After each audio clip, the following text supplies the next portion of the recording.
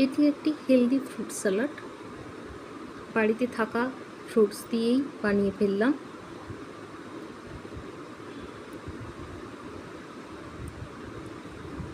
আপনারা যারা weight loss করতে চাইছেন তারা একবার ট্রাই করে দেখতে পারেন। ব্রেকফাস্ট বা ডিনারের জন্য খুবই উপাদেয়। খুবই অল্প সময় লাগে, বানানোও খুব ইজি।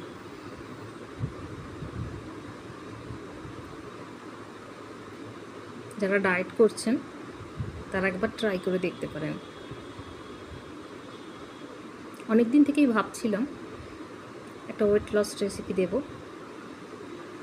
তো যা যা ফ্রুটস ছিল বাড়িতে তাই দিয়েই বানিয়ে ফেললাম এই হেলদি ফ্রুট স্যালাড।